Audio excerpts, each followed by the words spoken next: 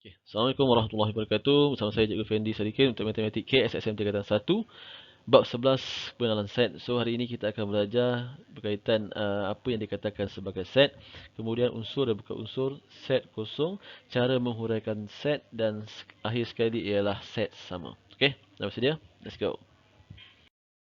Okey, berikut merupakan contoh set dalam kehidupan seharian kita. Kalau kita tengok poster tu, kita ada 3 set. Set A, set B dan set C. Di mana setiap set ada unsur-unsurnya. Dalam set A tu tengok kita ada 2 cheeseburger. Itu adalah contoh unsur dia. 2 Whopper Junior. Kemudian ada 2 cheesy fries. Setiap set ada unsur-unsurnya yang berbeza-beza. Okey? Faham Itu contoh saja.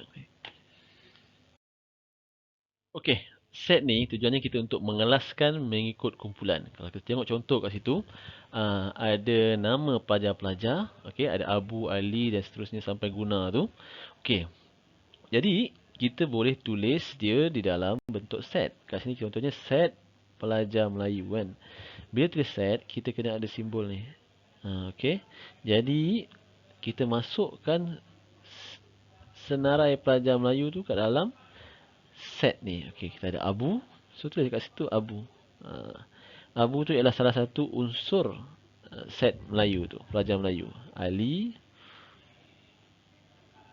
Lagi kita ada apa? Badrul. Badrul. Zaki. Okey, ada lagi tak? Okey, kemudian kita tutup. Maksudnya dalam set Melayu tu kita ada 4 pelajar Melayu Abu, Ali, Badrul dan Zaki. Kemudian untuk set pelajar Cina masih cara yang sama. So kita ada Li, Leong, kemudian Chong. Ada lagi tak? Tan. Okey. Jadi Li, Leong, Chong dan Tan merupakan unsur bagi set pelajar Cina. Akhir sekali ialah pelajar India. Cara tulis dia sama juga. Jadi kita senaraikan semua unsur bagi pelajar India, iaitu kita ada Mutu, Bala,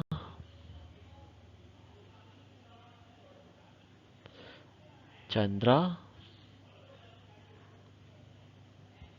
dan akhir sekali kita ada Guna. Okey, itulah cara bagaimana kita tak menulis set Jadi set ni tujuannya untuk kita mengelaskan mengikut kategori-kategori tertentu. Okey. Alright. Okey, terdapat 3 cara untuk kita menghuraikan set. Yang pertama ialah perihalan. Perihalan ialah bagaimana kita ceritakanlah buat ayat berkaitan set tersebut. Contohnya begini. P ialah set yang terdiri daripada kaum Melayu dalam kelas 3 Marikh. So kita ceritakanlah dalam bentuk ayat. Okey. Kemudian penyenaraian.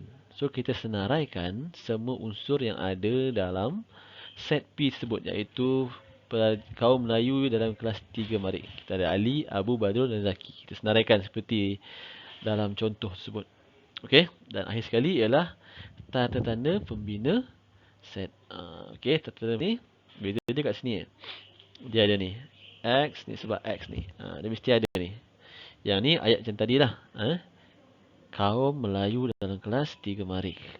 Kaum Melayu.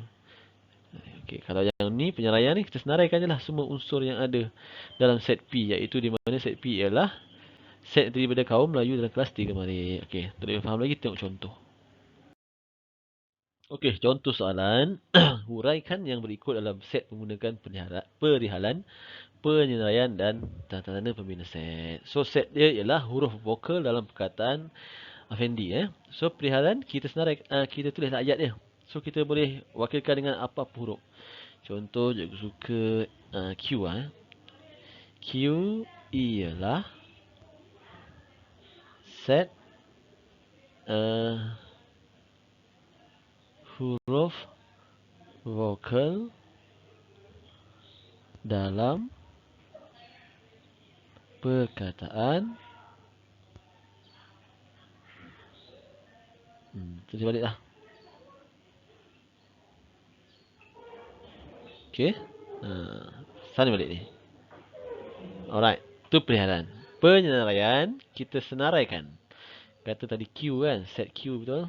So kita senaraikan lah apa unsur yang ada di dalam set Q. So dia kata nak huruf vokal kan.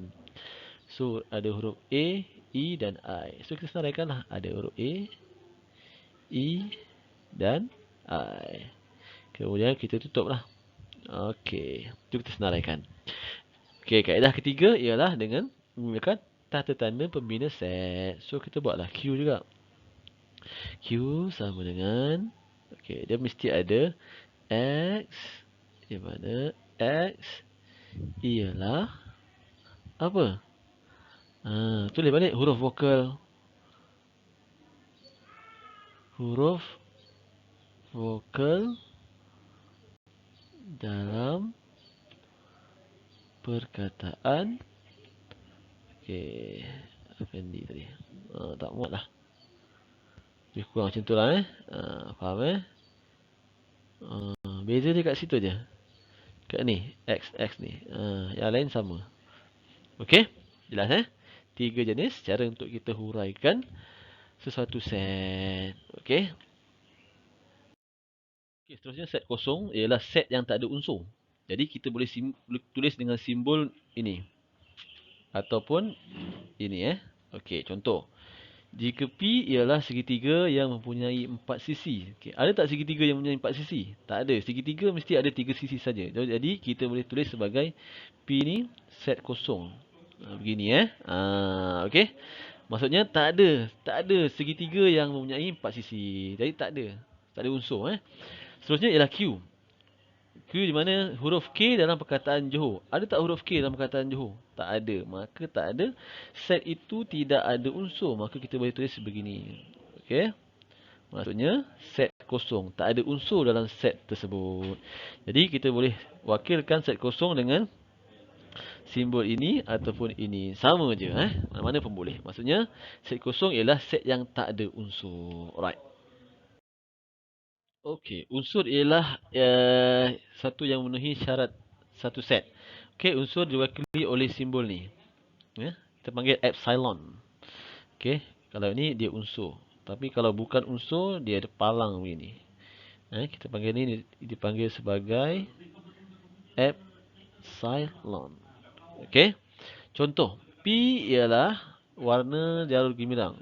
Okey, set P ialah set yang mana warna jalur gemilang. Warna jalur gemilang kita ada apa? Merah, kuning, biru dan putih. Putih Okey. So itu adalah unsur bagi set P. Jadi kalau kat sini tengok hijau. Adakah hijau itu unsur bagi set P? Bukan. Jadi kita buat begini. Simbol gini. Palang. Bukan unsur bagi set P. Merah. Dia unsur bagi set P. Kuning. Dia unsur bagi set P. Merah jambu. Dia bukan unsur bagi set P. Okey Itu cara nak gunakan dia.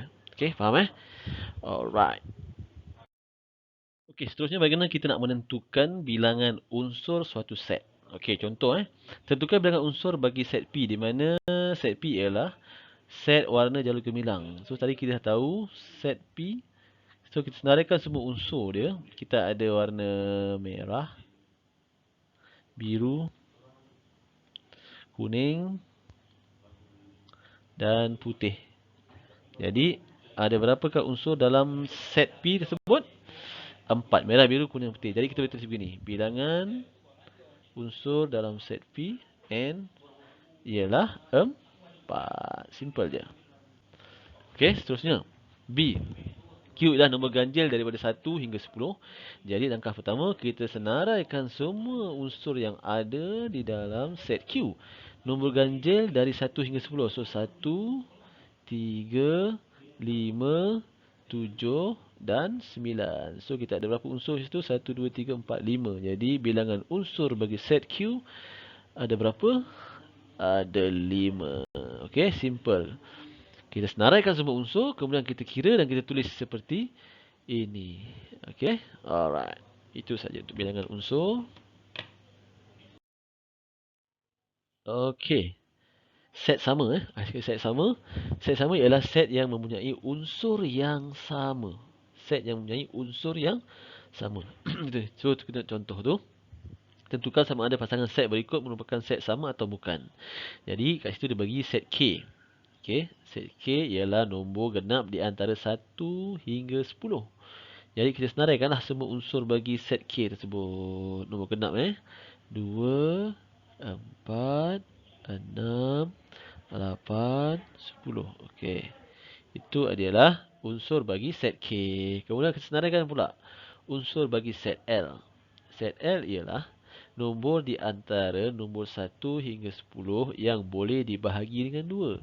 So kita tengok 2 boleh bagi 2 akan dapat 1. 3 tak boleh. 4 bagi 2 dapat 2. Boleh. 5 tak boleh bagi 2. 6. 6 boleh bagi 2 akan dapat 3. 7 tak boleh bagi 2. 8. 8 boleh bagi 2 dapat 4. 9 tak boleh bagi 2. 10 bagi 2 akan dapat 5. Okey. Sekarang kita tengok, adakah unsur bagi set K dan L ialah unsur yang sama? Kita tengok, sama Ada 2, L ada 2, K ada 2, K ada 6, L ada 6, K ada 8, L ada 8, K ada 10 dan L ada 10. Maka K dan L ialah set sama. Sebab apa?